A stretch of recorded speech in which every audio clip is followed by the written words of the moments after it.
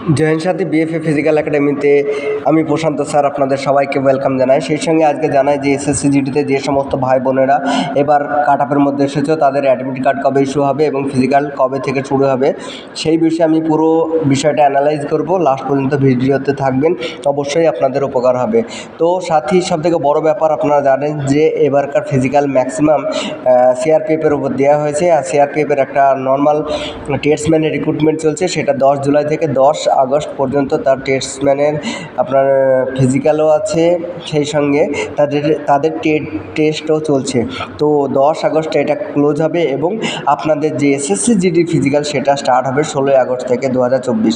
তো কারা কারা ফিজিক্যালে অ্যাটেন্ড করবে সেই বিষয়ে প্রথমে আমি জানাই যে সমস্ত ভাই বোনেরা কাট আপ এসেছে তারা অবশ্যই ফিজিক্যালে অ্যাটেন্ড করো, কারণ সিএপিএফ বা আপনার এসএসসি জিডির কাছে প্রচণ্ড পরিমাণে ভ্যাকান্সি খালি আছে। যদি ম্যাক্সিমাম ভ্যাকান্সি করে দেয় তাহলে পরে যে সমস্ত ভাই বোনেরা লাস্ট পর্যন্ত কাট আপ এসেছে, যাদের 1-2 নাম্বার বেশি আছে তাদেরও কিসমত তেজ হলে পরে এবার চাকরি লাগতে পারে।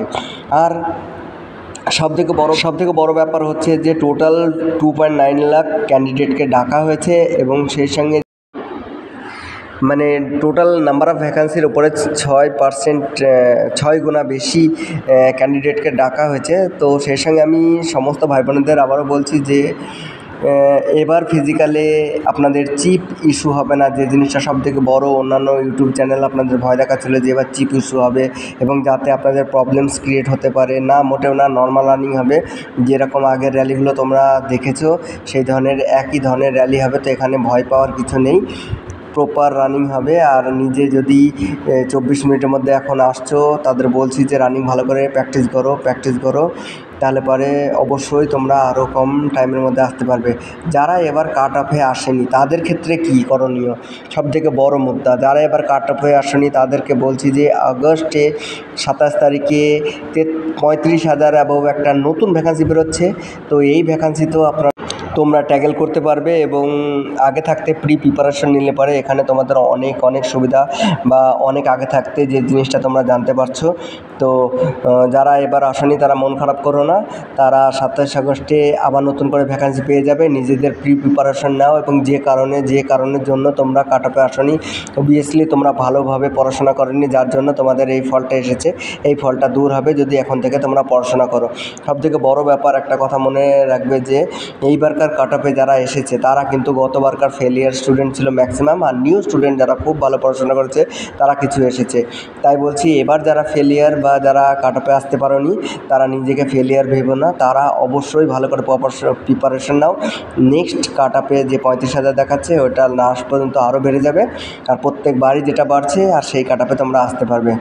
তো বিএফএ ফিজিক্যাল একাডেমিতে আমি অলরেডি যে একটা course SSC GD upcoming August course চালু হয়ে গেছে। এখানে ফিজিক্যাল এবং ক্লাসেস সবই করানো হচ্ছে। ছেলে মেয়েদের জন্য আলাদা আর আবাসিকের ব্যবস্থা আছে।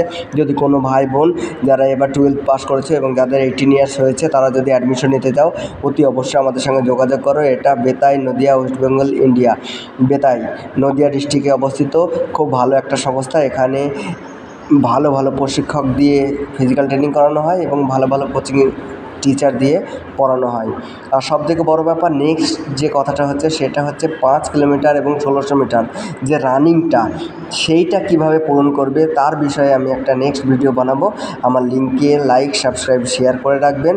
এবং সেই সঙ্গে আপনাদের বলছি যে রানিং পাস করার কিছু টিপস দেব, অবশ্যই আপনাদের ভালো লাগবে। এবং এসএসসি জিডি রিগার্ডিং যদি কোনো জানকারি আপনাদের মনে হয় যে আমার জানার প্রয়োজন তো অবশ্যই আমাকে কন্ট্যাক্ট করতে পারেন। থাম্বনেইলে আমার ফোন নাম্বার আছে, আমি আপনাদের সমস্ত ক্ষেত্রে হেল্প করব।